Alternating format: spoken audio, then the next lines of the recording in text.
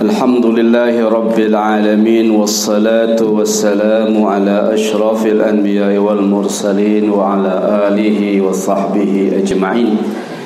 Ya Rabbana lakal hamdu kama yanbaghi li jalali wajhikal karimi wa azimi sultanik. Pertama, kita bersyukur pada Allah Subhanahu wa ta'ala. Kita perbanyak kalimat Alhamdulillahi Rabbil Alamin. Siapapun kita, bagaimanapun keadaan kita, apapun yang sedang kita alami, tetaplah bersyukur. Pujilah Allah, jaga husnuzan, lazimkan kalimat Alhamdulillah ala kulli hal. Karena kita yakin Allah Maha Pengasih, Allah Maha Penyayang. Allah Maha Pengasih, dan Allah memang tidak pernah pilih kasih. Yang bermaksiat pada Allah pun rezeki mereka di dunia Allah tetap kasih. Yang kafir pun semua yang mereka nikmati itu Allah yang kasih. Allah Maha Pengasih, semua makhluknya rezekinya Allah yang kasih. Allah Maha Penyayang, khusus untuk hamba-hambanya Allah sangat sayang di dunia dan apalagi di akhirat. Semoga kita dikasihi dan disayang oleh Allah, karena tidak setiap yang Allah kasihi Allah sayangi. Tetapi Allah kalau sudah sayang, pasti Allah kasih. Kalau ada yang tidak Allah kasih, itu juga karena sayang. Kita yakin seyakin-yakinnya, asal mukmin alamatnya tidak ada yang buruk. Boleh saja ada yang kelihatan buruk, tapi sejatinya itu pasti baik. Maka sakit jika dialami oleh orang yang beriman, pasti endingnya baik. Bahwa selama sakit ada proses pembersihan dan penghapusan dosa, ada proses naiknya derajat hamba itu. Dan insya Allah pahala untuk orang yang sakit jika sabar bahkan tak terhitung. Wa innama yuwaffas sabiruna ajrahum bighairi hisab. Allah balasi orang yang sabar itu dengan balasan yang tak terhingga. Salawat dan salam, selain dari memperbanyak syukur, mari kita lazimkan mengucapkan salawat untuk Nabi kita setiap hari, setiap saat. Harapan kita selain dari kita mendambakan syafaat, kita juga mengharapkan salawat dari Allah untuk kita. Karena sekali kita bersalawat untuk beliau, untuk sallallahu alaihi wasallam, 10 kali Allah janjikan Allah bersalawat untuk kita. Tapi yang tidak kalah pentingnya yang kita incar adalah semoga dengan salawat yang rutin, yang rajin, yang tulus, kita benar-benar mencintai beliau. Sungguh-sungguh dari hati yang paling dalam kita merindui beliau. Karena beliau sangat mencintai kita umatnya. Beliau sangat merindukan kita. Dan itu beliau ungkapkan, aku rindu ingin bertemu dengan ikhwanku. Lalu ketika sahabat menjawab, alasna ikhwanuka ya Rasulullah, kan kami ikhwanmu ya Rasulullah. Oh tidak, antum ashabi. Kalau kalian sahabatku. Ikhwanku adalah orang-orang yang tidak pernah berjumpa denganku, tidak bertemu denganku, tapi mereka beriman padaku. Semoga kitalah yang dirindukan oleh Rasulullah SAW. Karena beliau rindu bertemu kita, balas kerinduan itu. Karena beliau mencintai kita, balas cinta itu. Kalau cinta berbalas, beliau juga menjanjikan, dan janji ini sangat menggembirakan para sahabat. Al-mar'u ma'aman ahabba. Nanti seseorang Allah akan kumpulkan bersama orang yang dicintainya. Maka hati-hati dalam memilih siapa yang kita idolai dan yang kita cintai, karena itu bisa menyebabkan kita membersamainya nanti di akhirat. Maka mencintai Rasulullah, mencintai orang saleh, mencintai orang-orang baik, mudah-mudahan menjadi asbab kita membersamainya nanti di syurga. Penghormatan tentu saja untuk ketua yayasan dan segenap jajaran, juga untuk lembaga-lembaga pendidikan, manajemen teras, ring-ring 1. Ini semuanya berkumpul di sini. Ini kalau ada bom di sini lebih dahsyat kayaknya daripada musibah pemboman Nagasaki dan Hiroshima. butuh waktu puluhan tahun Azkia untuk melahirkan lagi manajer-manajer hebat dan pemimpin-pemimpin seperti yang berkumpul di ruangan ini. Semoga Allah berkahi, semoga Allah rahmati, semoga Allah kuatkan dan Allah lindungi. Tentu saya harus minta izin untuk bicara di sini di hadapan ustaz-ustaz, syekh-syekh, Ustaz Akmal. Beliau ustaz saya juga udah saya panggil udah beliau. Tapi sejak dia menjadi orang besar nggak boleh lagi panggil ustaz. Juga ustaz-ustaz yang lain, Ustaz Romizon, Ustaz Zulfahman dan lain-lain. Sejatinya kalau ngisi-ngisi taskif nggak perlu minta keluar. Di sini sarangnya. Di sini kalau ngisi taskif daging semua. Kenapa ngundang Ustaz Kamil Rizal? Teragak perlu kami sekali-sekali makan sambal jariang. Jadi di Ustaz Jariang, jadi yang datang di Ustaz Jariang. Ya, kalau daging sudah ada, daging, kalau kepala kakap ada tuh. Ya betul. Kalau untuk kajian, kalau mau cari isinya nggak perlu cari jauh-jauh, ada di sini orangnya. Nah, cuma tukar-tukar selera. Ya. Kalau ibarat minuman di sini teh talua semua nih, teh talua lenggek 3. Sesekali kalau dah bosan dengan teh talua, sesekali perlu teh goyang. Ini teh goyang nih. Jadi mungkin yang saya sampaikan nanti tidak jauh-jauh beda dari yang disampaikan oleh ustaz-ustaz yang lain. Cuma mungkin pola penyajian saja yang akan berbeda. Mohon izin dan mohon koreksi jika ada yang saya sampaikan nanti keliru dan salah. Pertama, ingin mengingatkan kita bahwa sampai kita bubar dari majelis ini, insyaallah bersama kita saat ini, pagi ini ada ribuan malaikat. Karena dalam sebuah hadis sahih diceritakan, innalillahi malaikatun sayyaratun. Jadi Allah memiliki malaikat keliling-keliling, muter-muter di muka bumi. Apa kerjanya? Yaitu muter-muter, keliling-keliling. Yatatabba'una majalis zikir, nyari di mana orang ngaji. Begitu tahu ada yang ngaji, mereka turun. Jadi sekarang ini turun. Kalau kita bisa melihat makhluk halus, malaikat atau jin, itu di sela-sela kita ini ada malaikat. Yang hadir sini penuh sesak oleh manusia segini, oleh malaikat sampai ke langit. Duduk, dengar sampai selesai. Izatof, jika sudah selesai nanti kajian kita ini, saya ambil kuncinya aja ya, hadisnya sahih insyaallah. Nanti sa'adu wa araju, malaikat kembali ke langit, naik ke langit, sampai di langit Allah tanya. Ya, Allah bertanya bukan karena enggak tahu. Bertanya itu juga metode seorang guru memberitahu. Jadi kalau Allah bertanya, Allah yang Maha tahu, bertanya juga, itulah cara Allah mengasih tahu kita peristiwanya. Aina ji'tum, kalian dari mana? Min indi ibadik, kami baru pulang dari sekumpulan hamba-hambamu. Taskif, guru-guru azkia. Itulah ceritanya kira-kira. Diceritakanlah peristiwanya. Jadi peristiwa-peristiwa yang terjadi selama kita ngaji sampai selesai nanti akan diceritakan oleh malaikat. Jadi pastikan nanti malaikat menceritakan yang baik-baik ya.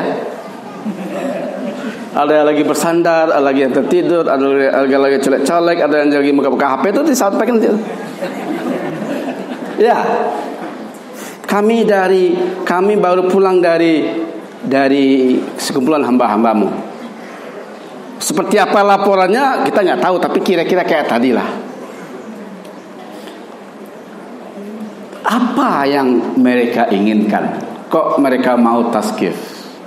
Apa yang mereka harapkan? Kok mereka mau ngaji? Apa sebenarnya mereka incar? Yas'aluna jannatak, mereka ingin masuk surgamu. Betul? Yang karela betul? Malaikat menangga kah? Dari mana engkau tahu dia ingin masuk surga? Tadi ketika ditanya dia ustaz kan kareh iyonya. Jadi kalau nak menjawab iyo tak sampai laporan. Betulkah kita ini ingin masuk surga? Kareh yo. Iya, dilaporkan nanti. Maka dia katakan tu ketika yo tu satu dia yo. Hal ra'au jannati, emang mereka pernah lihat surgaku? La, belum ya Allah. Kaifa law ra'au jannati? Gimana kalau kita perlihatkan?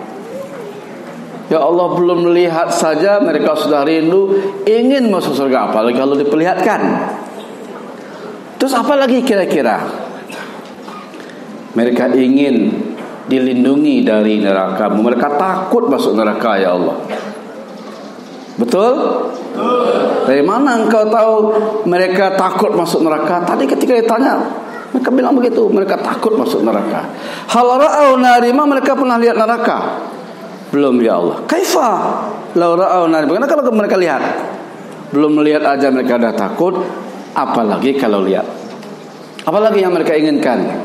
Yastaghfirun. Mereka ingin ya Allah dosa-dosa mereka diampuni. Jadi sederhananya begini, kita ingin masuk surga, kita takut masuk neraka, kita ingin dosa diampuni, rajin-rajin ngaji, rajin-rajin tazkir gitu. Apa kata Allah? Kalau begitu, a'taituhum ma sa'alu, aku berikan mereka apa yang mereka inginkan. Aku lindungi mereka dari apa yang mereka takutkan, dan aku ampuni dosa mereka. Itu janji Allah ya.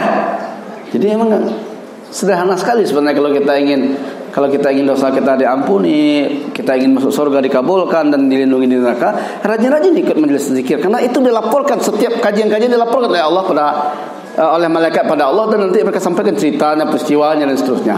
Dan setiap itu Allah katakan, aku beri mereka apa yang mereka inginkan, aku lindungi mereka dari apa yang mereka takutkan, dan aku ampuni mereka. Tapi nanti ada malaikat yang menyela, fihi abdun khatta'un innama marra. Ya Allah, tapi ada sebenarnya dia itu bukan guru-guru, bukan anggota yang sebenarnya mesti hadir. Dia mungkin cuma orang tua murid ngantar anak, tapi iseng-iseng duduk ikut mendengarkan. Atau mungkin juga laporan mereka, tapi tidak semuanya serius ya Allah, ada yang lagi tidur. Tapi apa kata Allah? Mereka semua dapat. Humul qaumu la yashqa jalisuhum. Mereka itu atau kelompok-kelompok tazkir dan pengajian itu tidak akan rugi siapapun yang duduk bersama mereka. Jadi karena itu duduk saja bersama orang yang ngaji, kita dapat keutamaan yang tadi. Kalau kita tidur mungkin tidak dapat ilmu, tapi insya Allah tetap dapat yang tadi. Lumayan kan? Jadi kalau kita ngantuk segala macam, bahwa akhirnya kita menahan ngantuk dan tertidur, nggak masalah. Asal tidurnya di sini. Silakan Ustaz pilih tempat-tempat yang nyaman untuk tidur. Ya, serius. Itu bukan basa-basi. Saya termasuk orang yang tidak basa-basi dalam mengatakan kalau mengantuk, karena kita sama. Saya kalau berceramah nggak ngantuk, tapi kalau dengar ceramah ngantuk. Kalau khutbah saya nggak pernah ngantuk, tapi kalau dengar khutbah sering juga saya ngantuk. Pembukaannya masih terang, masuk awal ke mulai terang-terang kacang, mulai gelap, sampai nanti pas fa'tabiru ya ulul absar baru lagi. Tapi yang ingin saya sampaikan adalah bahwa kita memang tidak dapat ilmu jika kita tidak serius dan kemudian ngantuk dan seterusnya. Tapi kita dapat yang tiga tadi: ampunan, dapat insyaallah Allah janjikan surga, dan Allah selamatkan dari neraka. Kalau kita mendengarkan dapat ilmu, itu bonus tambahan.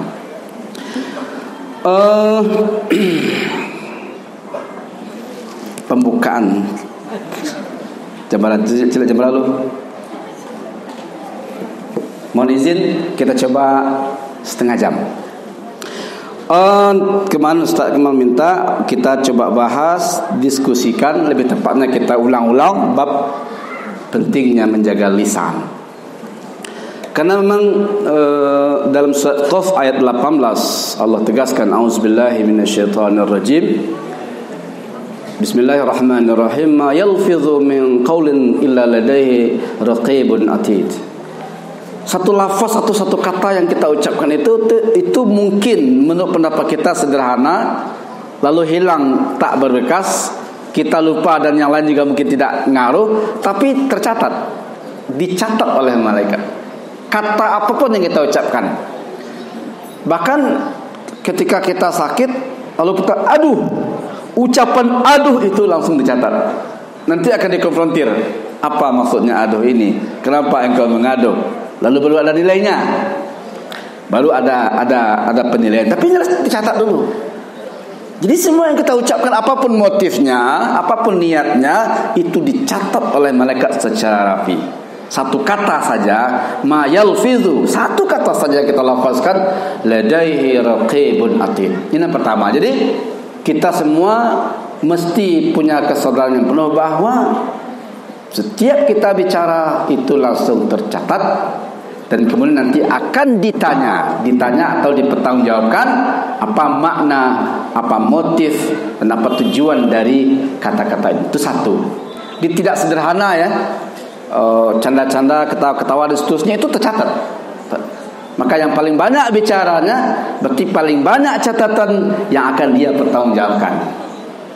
Maka betul bahwa jika ini kita sadari, berarti orang yang paling banyak bicara seperti kami para ustaz ini paling lama hisabnya. Paling lama akan ditanya satu persatu. Maka kalau ini babnya, diam adalah sikap yang paling utama. Kecuali jika banyak bicara itu bisa kita pertanggungjawabkan sebagai upaya untuk dakwah. Nah, bicara dalam konteks dakwah, semakin banyak kita bicara, semakin banyak pahalanya. Nah, tetapi kalau bicara, pokok intinya bicara akan tercatat. Bicara apapun, maka orang yang paling banyak bicara, orang yang paling banyak ngomong, maka paling banyak catatan yang nanti akan dipertanggungjawabkan. Karena itu maka bicara potensi dan peluang, orang yang paling banyak potensi salah adalah orang-orang yang paling banyak bicaranya. Ya kita, para guru, para ustadz, paling banyak. Pokok kalau asal kita suka bicara, kita suka ngomong, maka potensi salah juga semakin besar. Sehingga Rasulullah SAW memberikan sebuah quotes yang memberikan arahan bagi kita. Apa sabda beliau? Man yadmanuli ma baina lihyaihi wa ma baina rijlaihi adman lahul jannah. Siapa yang mau menjamin apa yang ada di antara dua jenggotnya. Dua jenggot ini ditafsirkan nanti kumis dan jenggot, berarti mulut. Siapa yang menjamin mulutnya? Wa ma baina rijlaihi, kalau ma baina rijlaihi itu berarti kemaluannya. Adman lahul jannah, aku jamin untuknya surga. Berarti yang banyak atau yang paling berpotensi menjerumuskan orang ke dalam neraka, kalau enggak perkara-perkara kemaluan, perkara-perkara seksual, ya perkara perkataan, perkara mulut. Maka siapa yang menjamin dua itu, dijaga kemaluannya, dijaga mulutnya, Rasulullah menjanjikan, aku jamin untuknya surga. Berarti mafhum mukhalafahnya tidak ada ya, terancam surga kita atau terancam kita masuk neraka jika kita tidak benar-benar ketat dalam menjaga yang dua tadi, menjaga kemaluan, perkara-perkara seksual, menjaga mulut, perkara perkataan. Sekarang fokus kita pada perkara perkataan. Dalam hadis lain, sahabat pernah bertanya kepada Rasulullah SAW, wa inna la mu'akhadzuna bima natakallamu bi. Apakah hanya karena ngomong kita bisa diazab? Hanya karena kelepasan omong, hanya karena bicara. Jadi pemahaman sebagai kita mungkin ngomongnya sederhana. Tapi apakah gara-gara ini kami bisa diazab dan masuk neraka? Apa jawab beliau sallallahu alaihi wasallam? Wa hal yukabbun nasu fil nari ala wujuhim illa hasaidu alsinatihim. tidaklah yang banyak menjerumuskan seseorang sehingga diazab di neraka, punggungnya diazab di neraka dan sebagainya, melainkan efek dari lidah dan bicara mereka. Ini jadi intinya nanti akhirnya muncul perkataan-perkataan tambahannya, la yastaqimu imanu abdin hatta yastaqima qalbuhu wa la yastaqimu qalbuhu hatta yastaqima lisan. Tidak akan stabil iman seseorang kalau hatinya enggak stabil, dan tidak akan stabil hati kalau lidah enggak stabil. Jadi lidah penyebab stabilitas hati, hati penyebab stabilitas iman.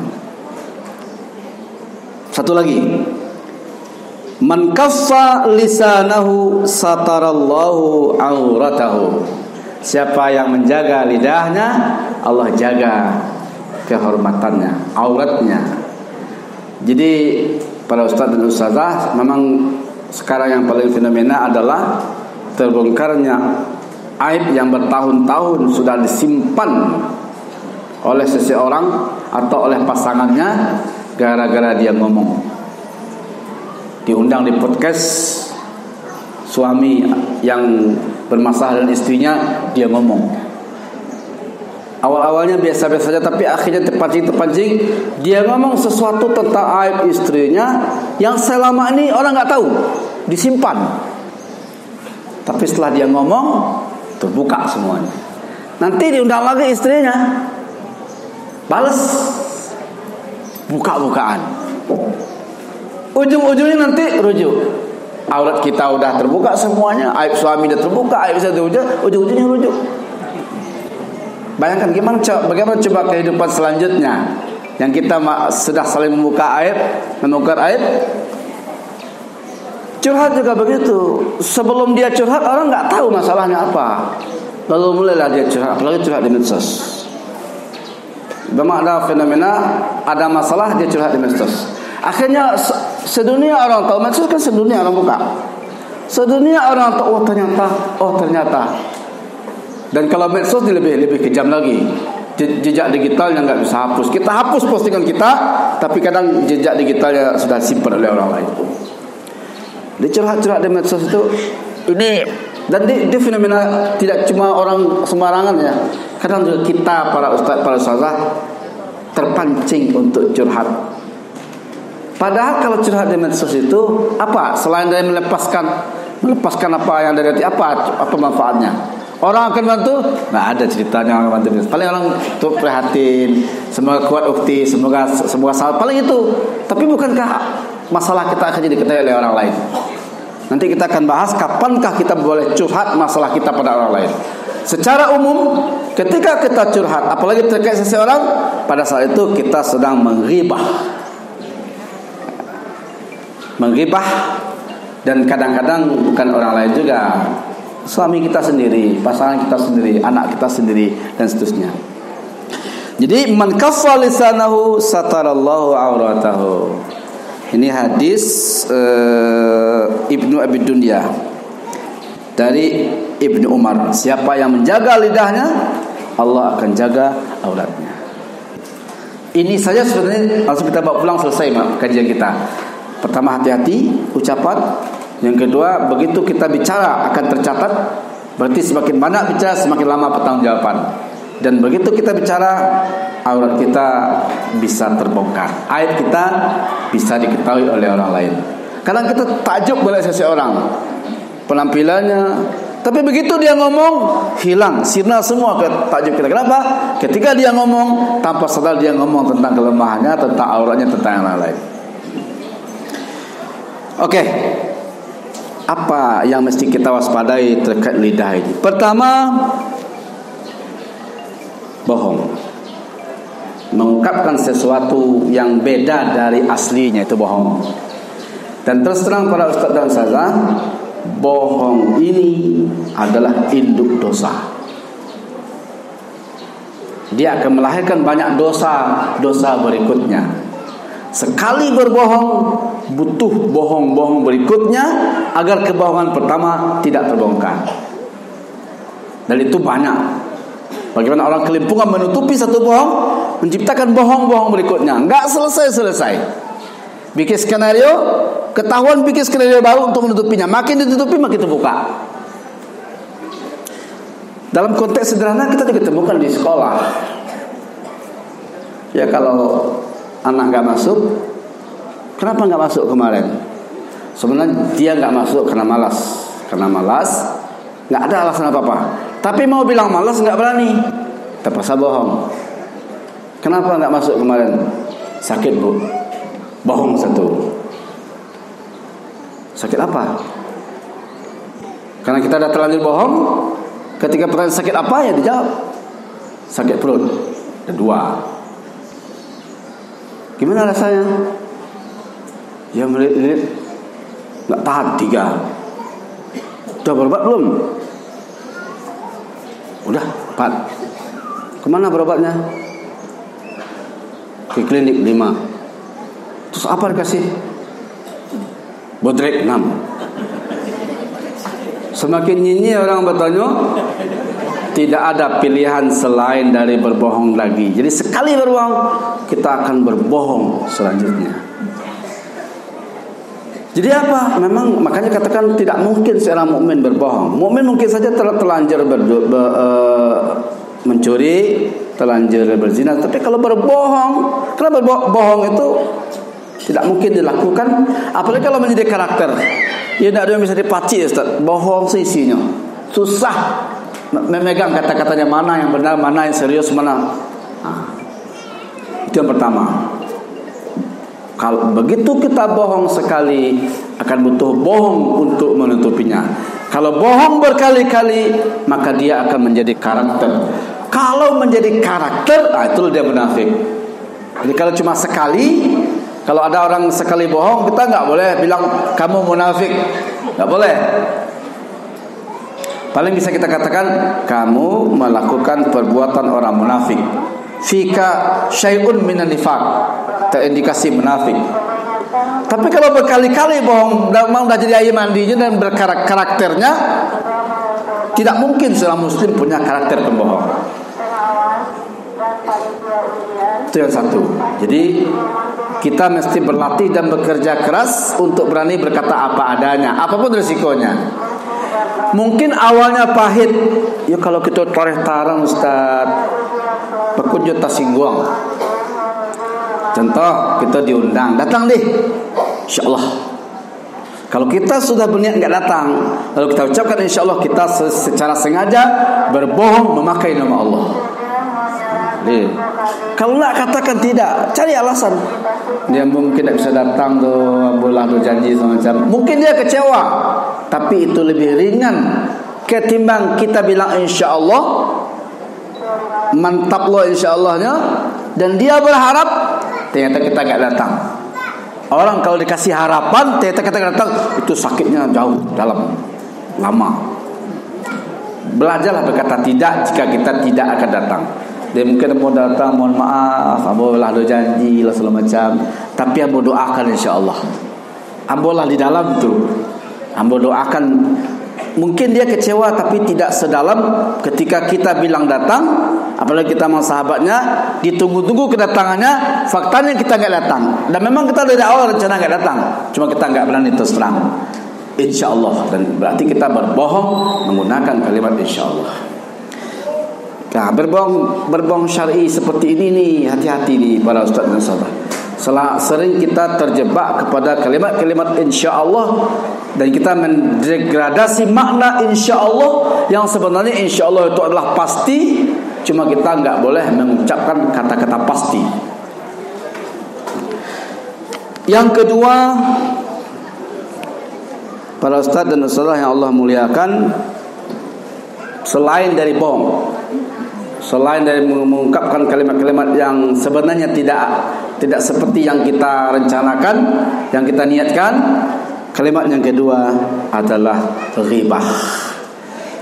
Ghibah ini menghantui, mengancam semua orang, termasuk para ustaz. Apa itu ghibah? Ghibah itu zikruka akhaka bima yakrah. Kita mengungkapkan sesuatu yang kalau dia tahu dia malu. Berarti ini fakta, ini realita. Cuma memang sesuatu yang kalau dia tahu dia malu. Kita ungkapkan di belakang dia. Kalau kita ungkapkan di depan dia, itu namanya mencaci. Baik mencaci atau ghibah, sama saja kasusnya. Jadi kalau kita terangan kita sebut aib di depan dia, berarti kita sedang mencacinya. Mencaci itu bisa dengan lisan, bisa dengan gestur. Kalau dia tidak ada di belakang dia, itu namanya ghibah. Sehingga ketika sahabat berkata, tapi yang kami bicarakan itu benar ya Rasulullah, itu yang ghibah. Kalau yang kita bicarakan itu enggak benar, itu namanya tuduhan palsu, buhtan. Tapi kalau seandainya dia benar, kita bicarakan. Walaupun nanti bab-bab membicarakan kesalahan atau aib orang itu ada pengecualiannya. Jadi bukan berarti enggak boleh sama sekali, tapi nanti ada pengecualian kapan kita bisa menyebutkan aib orang atau kesalahan orang atau kezaliman yang dilakukan oleh orang lain. Pertama, dibolehkan kita atau diberi keringanan untuk menyebutkan aib atau kesalahan orang lain. Pertama,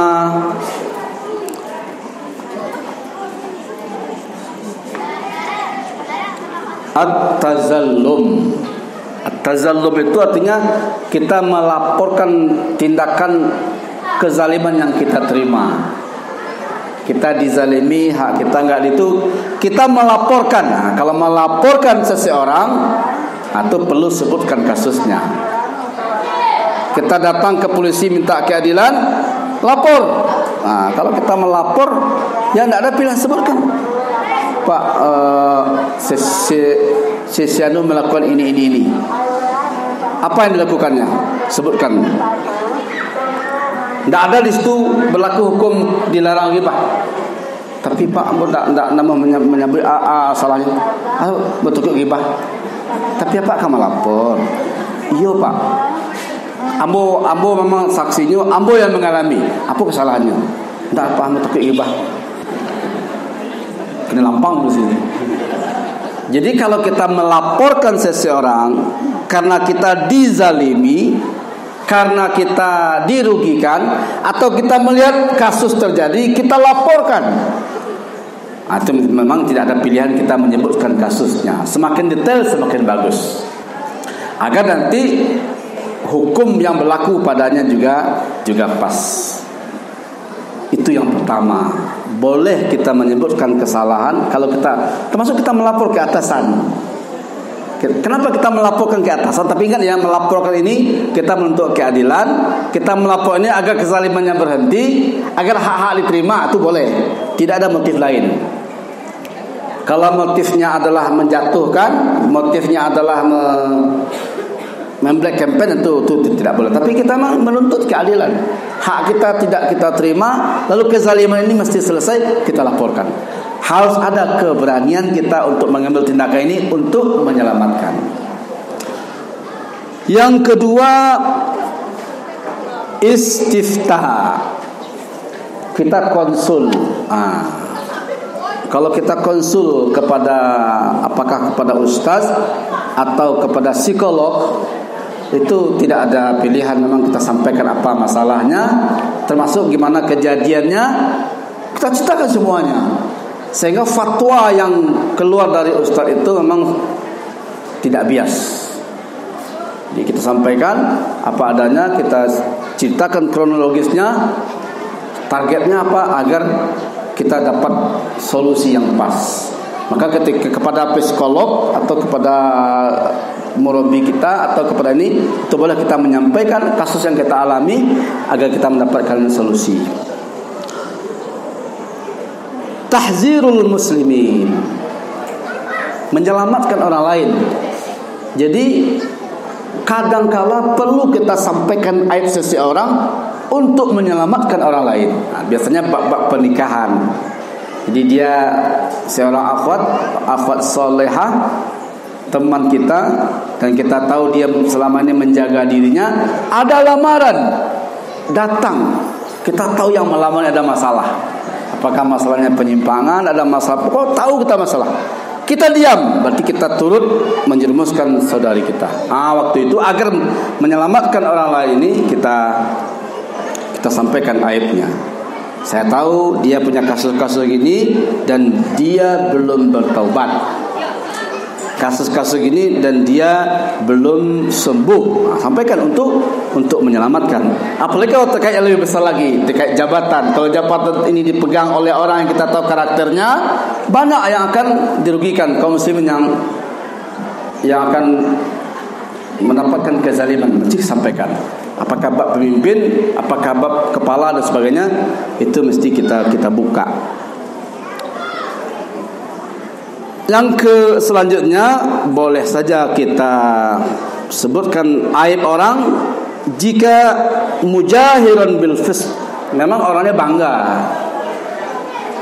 Kalau dia malu, kita tutup, berarti aib. Ini gimana mau malu? Dia bangga, dia cerita kemana-mana. Dia dulu semasa mudanya gini-gini, dia cerita kemana-mana. Kalau dia udah cerita kemana-mana, jangan tutupi lagi aibnya. Yang bersangkutan saja tidak menutup aibnya, masa kita berdosa membuka aibnya. Mujahiran bil fisq, orang yang terang-terangan berbuat dosa, berbuat salah itu, maka boleh kita ungkap aib dan kesalahannya. Selanjutnya, kalau aib itu yang bersangkutan tidak lagi menganggap aib. Dia dipanggil botak karena memang faktanya dia botak, dan dia nggak marah lagi. Memang sudah menjadi gelar yang lengket pada dirinya. Tidak dianggap ghibah, tetapi sebaiknya jangan kita lakukan itu. Si pendek, si hitam, si botak, si celek, memanglah itu panggilan sehari-hari, jadi dia nggak malu lagi. Dia udah menjadi panggilan yang dia juga maklumi. Berarti itu tidak termasuk ghibah. Tetapi kita jaga lisan kita, walaupun tidak termasuk ghibah, tapi itu termasuk perkataan yang tidak bermanfaat. Para ustaz dan ustaz yang Allah muliakan, lalu apalagi yang mesti kita jaga dari lisan kita? Pertama, bohong. Kedua, ghibah. Yang ketiga, mala na'nihi, perkataan-perkataan yang dosanya nggak ada, manfaatnya juga nggak ada. Min husni islamil mar'i tarkuhu ma la ya'ni. Di antara tanda bagusnya keislaman seseorang, jika dia meninggalkan apa yang tidak berfaedah.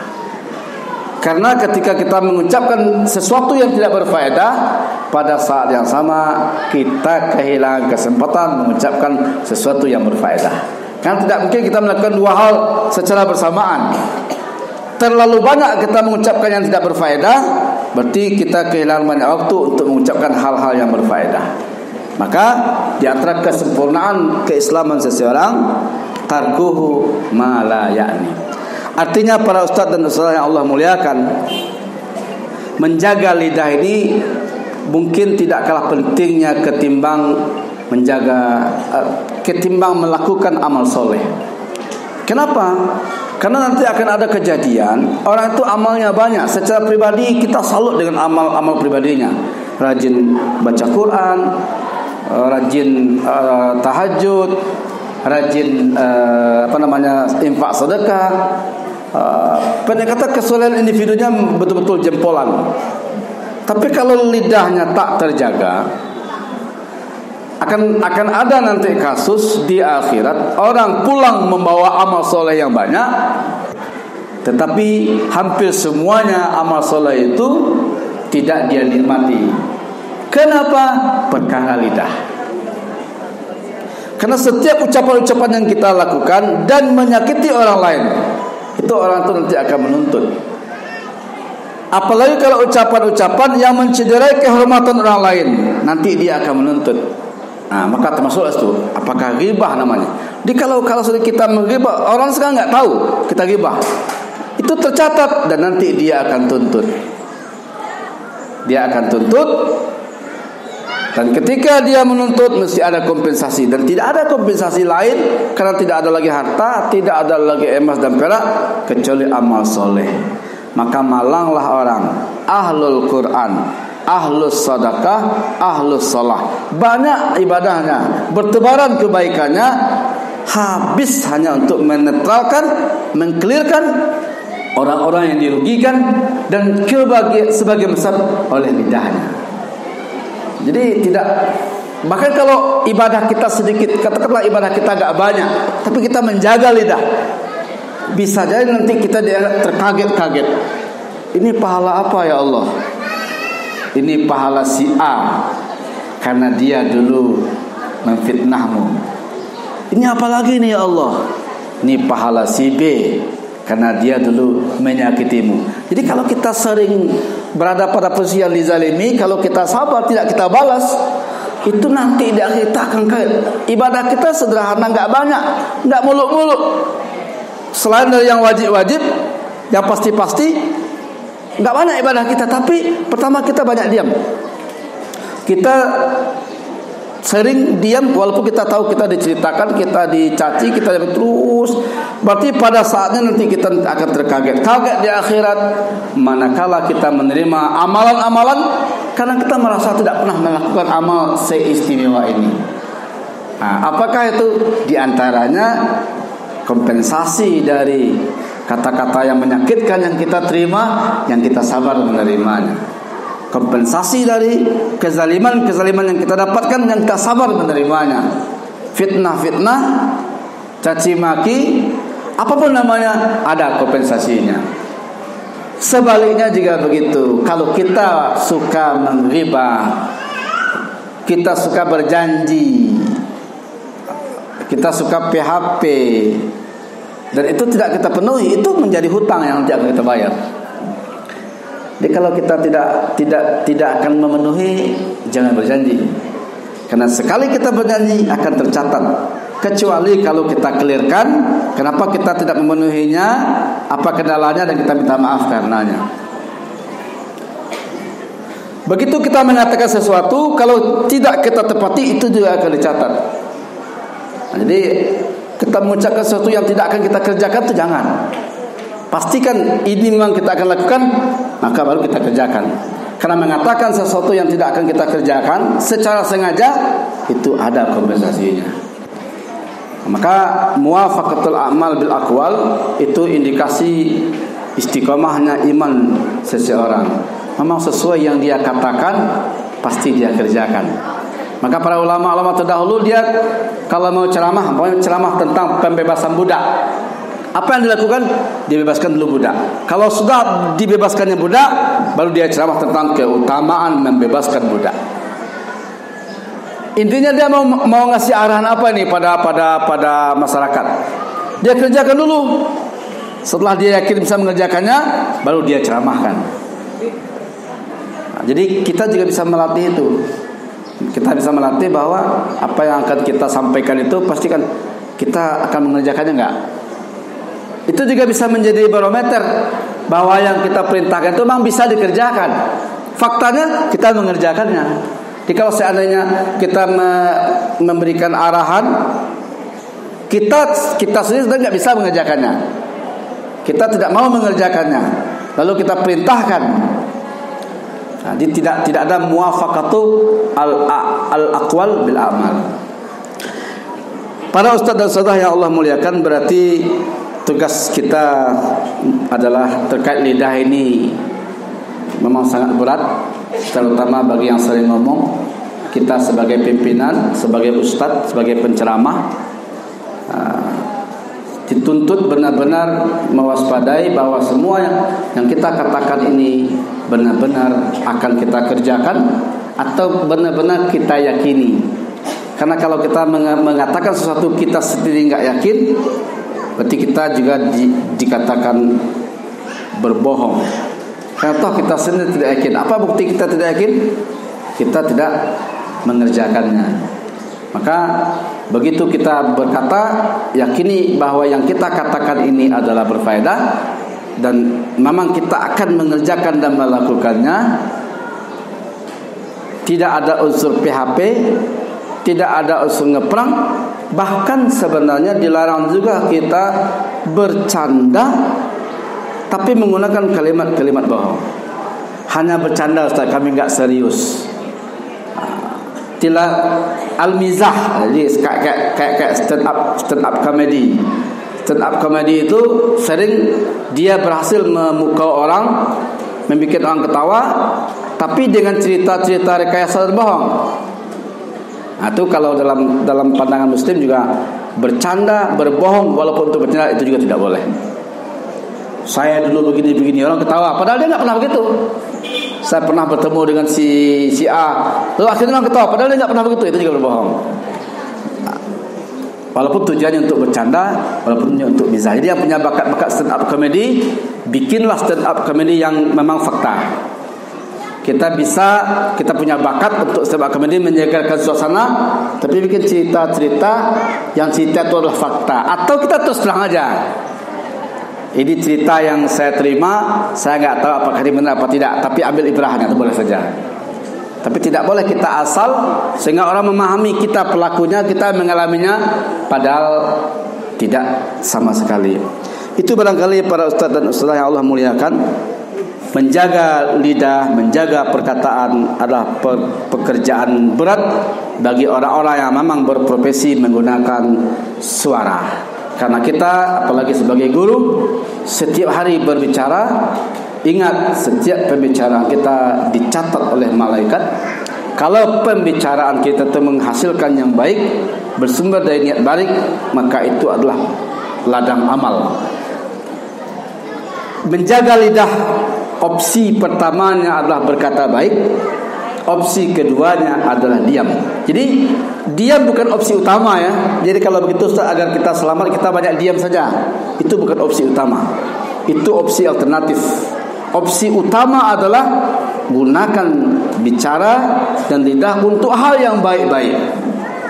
Apa itu? Untuk dakwah. Jangan kita banyak diam, padahal umat butuh arahan. Jadi diam itu bukan opsi utama. Opsi utama itu bicara, sampaikan. Amar ma'ruf itu opsi utama. Ketika ada kezaliman jangan diam, jangan cari selamat. Tapi kalau nggak bisa ngomong yang baik, opsi keduanya baru diam. Kalau kita bisa menggunakan lidah kita untuk memotivasi orang lain, sebagai guru kita bisa memotivasi anak-anak yang tidak punya motivasi belajar, berkat nasihat kita dia termotivasi. Dia dapat pahala, kita juga dapat pahala. Gunakan untuk itu lidah kita, jangan diam. Kita bisa menyenangkan hati orang lain dengan bicara kita. Semoga berkah ya, semoga sehat. Kalimat-kalimat seperti itu kan memasukkan kegembiraan dalam hati seorang muslim. Kalau itu bisa kita lakukan, itu opsi pertama, bukan diam. Idkhalus surur ala qulubil muslimin, memasukkan kegembiraan ke dalam hati orang-orang beriman. Kalimat-kalimat motivasi, kalimat-kalimat membangkitkan semangatnya. Enggak apa-apa, sabar saja, insyaallah besar pahalanya. Kalimat-kalimat ini kalau bisa kita lakukan, ini opsi pertama. Opsi pertama bukan diam. Kalau tidak bisa untuk mengucapkan yang baik seperti itu, tidak untuk zikir, tidak untuk baca Quran, tidak untuk dakwah, tidak untuk nasihat, tidak untuk motivasi, tidak untuk memberikan ilmu. Kalau tidak untuk semuanya itu, berarti untuk yang sia-sia atau untuk yang dosa. Maka kalau pilihannya itu, diamlah opsinya. Man kana yu'minu billahi wal yaumil akhir falyaqul khairan au liyasmut. Jadi opsi pertamanya, gunakan kemampuan bicara kita, suara kita, lidah kita untuk yang baik-baik. Kalau enggak bisa, opsi kedua baru masuk, gunakan opsi diam. Nah, bicara itu kalau secara lisan ini menggunakan kata-kata, tapi nanti ada bicara menggunakan tulisan. Nah, menggunakan tulisan ini di sini nanti fungsi kita yang hobi bermedsos ya, hobi bermedsos di Facebook, di Instagram, pastikan daya islah dari medsos ini dahsyat, tapi daya rusaknya juga dahsyat. Hati-hati, pastikan kita memposting sesuatu yang kita yakini pertama benar, yang kedua bermanfaat, termasuk nge-share. kafa bil mar'i kadziban ay yuhaddisa bi kulli ma sami'a. Sudah dianggap berbohong orang menyampaikan semua yang ia dengar. Jadi kita dapat sesuatu langsung kita sampaikan. Nah, kalau dalam konteks medsos, men-share semua yang ia terima. Kita mesti baca tuh pastikan ini benar apa enggak ya. Kalau kita ragu, tanya sama yang kira-kira paham. Setelah yakin benar, baru share. Tapi kalau kita main share saja, kalau ternyata salah, berarti kita ikut menyebarkan kebohongan dan menganulirnya alangkah susahnya, karena dinikmati oleh banyak orang tanpa batas. Kalau bicara di forum kayak gini, didengar oleh 100 orang, saya salah, mudah-mudahan masih bisa mengkonfrontirnya, mengklarifikasinya, sampaikan ke Ustaz Akmal, tolong sampaikan yang kalian salah. Tapi kalau di medsos gimana?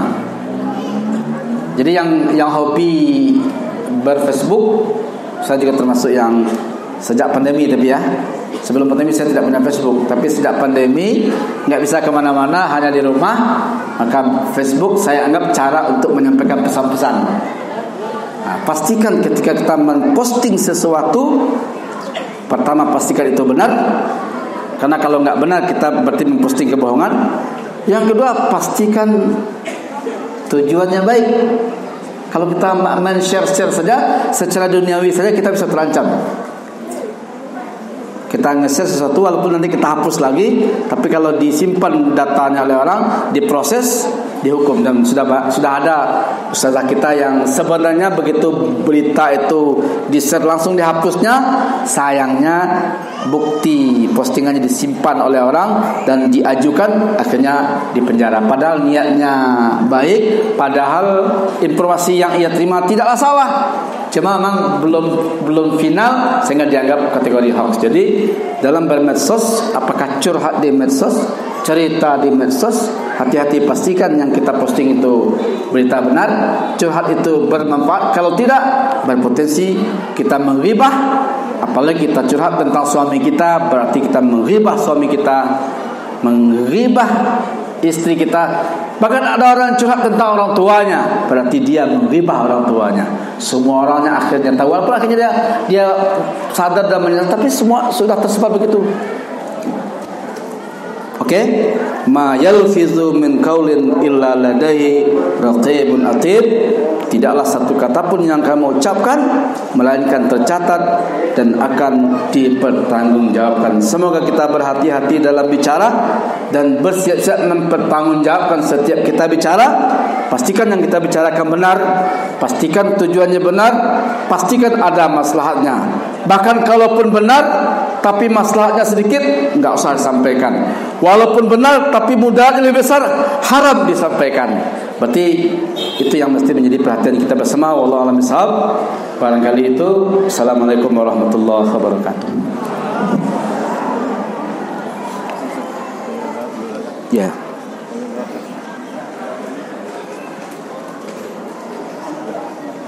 Udah 9:10. Masya. Satu.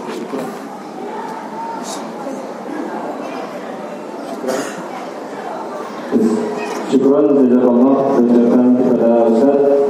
Baik, kepada Ustaz-Ustazah, kita buka sesi tanya jawab untuk satu orang penanya. Kepada Ustaz-Ustazah, silakan kalau ada yang masih ingin ditanyakan. Kepada Ustazah yang di belakang. Kalau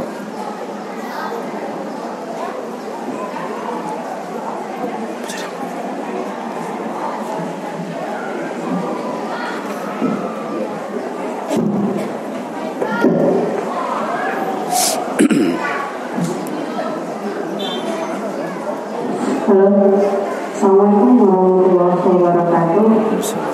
Terima kasih kepada Ustaz yang telah meluangkan waktunya. Ana mau bertanya Ustaz. Sebenarnya pertanyaannya simpel, tapi itu fakta adanya. Ana bertanya tentang bohong ini Ustaz. Ana juga seorang wanita karir, juga seorang ibu rumah tangga. Jadi anak itu terus terang jujur, anak nggak pernah pakaian anak ke laundry gitu.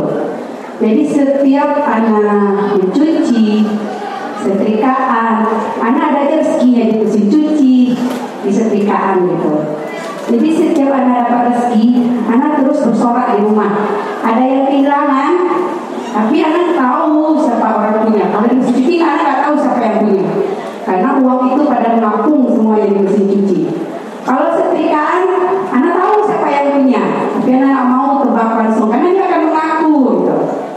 Jadi alhamdulillah yang anak rezeki dapat itu adalah masukkan ke celengan, nggak dimakan sih gitu kan. Di suatu saat ada yang minta sedekah, kita kasih dari situ, kita makan. Nanti atau udah banyak kita makan ke rumah makan sama-sama dengan keluarga. Yang jadi pertanyaan sekarang, dan sering bisa ada yang kehilangan, ya ada yang ngaku. Ada yang ini dah kehilangan, ada yang ngaku. Tapi ditanya, tadi ibu ketemu ini di kantong, pasti dia ngaku seperti itu. Jadi yang pertanyaan ini Ustaz, bohong ini betul. Kalau apakah itu termasuk berbohong Ustaz? Karena ini uang itu di kantong suami. Kalau anda bilang langsung ke suami, langsung minta masih gini. Tapi anda bilang ada kehilangan. Setelah 3 hari, jangan merasa kehilangan. Uangnya kan masih kehilangan. Jadi gimana status uang ini? Ya, ketemunya di kantong suami ya, berarti nggak hilang tuh. Gak jelas sama suami. Jadi kalau dia ketemu di dompet, pemilik dompetnya kita tahu. Ketemu di kantong siapa, kantong suami, berarti punya suami. Yang hilang tuh kan begini, kalau seandainya dia mengapung di mesin cuci, nggak tahu siapa yang punya, itu ya. Tapi kalau udah pasti ketemunya di kantong suami, ketemunya di dompet suami kan. Ibu-ibu memang kreatif, tahu aja dia. Ya. Sama kasusnya sama tuh. Jadi kalau ketemu di kantong suami berarti dia uang suami, walaupun suami nggak tahu, walaupun suami nggak ingat. Tugas kita sebenarnya nggak perlu lagi bertanya, tinggal ngasih aja lagi. Ketemu di kantong anak, ya berarti dia punya anak, nggak perlu tanya lagi ini uang siapa masa kehilangan. Kadang dia lupa, kadang dia nggak ingat. Kalau kita udah tahu alamatnya, tinggal kita antar alamat saja kalau udah tahu. Tapi ini di keluarga ya. Kalau di keluarga itu sebenarnya berlaku hukum saling memahami sebenarnya. Kalau uang ketemu uang bersama, dimakan bersama mungkin nggak masalah. Tetapi kalau di pendapat saya pribadi ya, kalau seandainya kita tahu ini milik anak kita, tinggal kita kasih saja sebenarnya. Ini tadi Umi ketemu di saku kamu. Ini Umi ketemu di dompet. Kalau sudah ketemu begitu, tinggal kita nggak perlu tanya lagi. Karena kalau ditanya kan dia nggak ingat juga, nggak ingat dia buang siapa, apakah dia merasa punya uang apa enggak. Tapi kalau nggak ketemu siapa pemiliknya, memang dia ketemunya di mesin cuci, bukan di kantong segala macam. Di kantong tuh paling ya kita umumkan. Bila ketemu uang, kalau tidak merasa ada yang punya, kita gunakan rame-rame ya. Tapi kalau di rumah tangga itu sudah nggak masuk dalam kategori harta anak, harta ibu juga, harta bersama sebenarnya. Nggak ada masalah kalau dalam ini loan di keluarga ya. Kalau di keluarga nggak masalah. Tinggal kita umumkan saja, kita makan rame-rame. Ya. Uang suami itu kan juga uang istri. Oh enggak. Uang suami kalau seandainya uang istri, tentu nggak punya uang suami lagi. Uang istri itu sebatas yang dikasih oleh suami ya. Maka suami itu dia punya kewajiban ngasih istrinya. Berarti istri menerima pemberian dari suami. Tidak boleh mengambil inisiatif. Udah pasti akan dikasih juga ujung-ujungnya, lalu ambil inisiatif. Kan kecuali kalau begini kasusnya seperti di zaman Nabi itu suaminya mangkikir. Hindun kan sempat curhat juga sama Rasulullah. Jadi boleh curhat kalau untuk mendapatkan status hukum ya. Abu Sufyan suami saya dikikir, bolehkah saya ngambil uang tanpa sepengetahuan dia? Sekedar kebutuhan dapur sebelum makan boleh, tapi kan tidak semuanya. Tes setelah tak sentuh kan tetap. Di idiom uang suami, uang istri mungkin bisa menjadi kesepakatan. Pokoknya kalau uang abi, uang umi. Kalau itu kecil abinya selalu. Tapi secara hukum tidak. Secara hukum itu pada uang suami ada hak istri. Sebatas yang dikasih oleh suami sesuai dengan yang ma'ruf.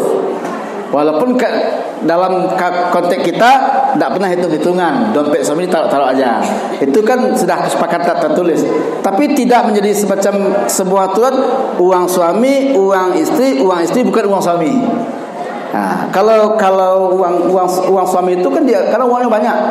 Nah, berapa yang jatah kita atau berapa yang dianggarkan oleh suami? Bisa separuh, bisa sepertiga, bisa juga semuanya. Tapi semuanya selesai kalau dalam rumah tangga selesai dengan komunikasi. Tadi uang Umi ambil, biasanya kurang ya, tambah tuh rasanya. Kalau rumah tangga terus terang aja. Hah? Biasanya kalau kita terus terang itu suami justru nggak tegaan dikasih semuanya itu. Nih uangnya, nih ATM-nya dapat ambil semua. Tapi lihat pula gestur wajahnya, ambil semuanya. Itu kalau wajahnya cemberut berarti dia marah tuh. Kalau rumah tangga simpel ya. Kalau rumah tangga itu bisa uang bersama. Kalau nggak ketemu itu kita saling merelakan saja. Apalagi kalau tadi udah diinfakkan untuk makan rame-rame. Tetapi kalau ada alamatnya, jelas ini ada di saku anak pertama kita, ya kembalikan ke dia. Ada di saku suami kita, kasih ke dia. Ada di saku anak bungsu kita, kasih. Tapi kalau nggak jelas siapa pemiliknya, kita umumkan. Siapa yang merasa kehilangan, nanti dia mengaku sahib. Di situ pula kita mendidik anak kita. Ingat ya, kalau bukan uang kita jangan ngaku-ngaku. Tidak boleh, tidak halal. Jadi kalau kita khawatir anak kita tidak jujur, mungkin itu pula momen kita melatih mereka. Mungkin awal-awalnya mereka ngaku-ngaku, tapi setiap momen kita ingatkan, kalau bukan punya kita, tidak halal kita akui, tidak berkah, tidak ini. Kan momen untuk mendidik anak juga sebenarnya. Dibiasakan terus terang. Umi ketemu uang nih, siapa yang punya? Yakin kamu yang punya? Kalau enggak, dosa loh. Anak kita akhirnya dapat ya pengajaran dan pemasukan, dapat ini juga arahan dari kita. Walaupun mungkin ya kadang-kadang mereka bohong juga, tapi kan kita sudah melatih mereka terus menerus. Tapi kalau khawatir mereka ngaku dan bohong, akhirnya tidak kita umumkan. Terus kapan kita melatih anak kita untuk berkata jujur, untuk tidak bohong, untuk tidak ini? Kalau di rumah tangga itu momen-momen terbaik ya untuk mengingatkan anak kita nih, Umi ketemu uang nih, Rp1.000, siapa yang punya? Kalau nggak ada punya kita simpan ya, kita makan bersama ya, kamu gitu. Tapi kalau sudah jelas ada dalam sakunya, nggak saya tanya lagi. Tadi Umi ketemu uang di saku kamu nih, apa di celana kamu, langsung kita kasih aja kepada yang bersangkutan. Jangan diumumkan lagi, karena kalau diumumkan kadang-kadang dia tidak ingat, dia lupa, dia nggak tahu dan segala macam. Wallahu a'lam bishawab.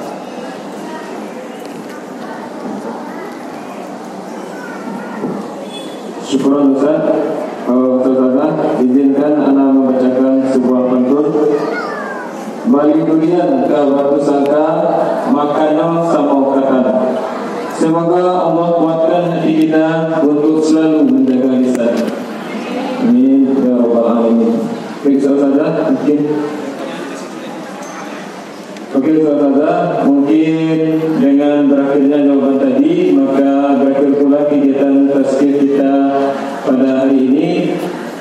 Mari kita tutup dengan membacakan hamdalah, alhamdulillahirabbil alamin. Doa penutup majlis.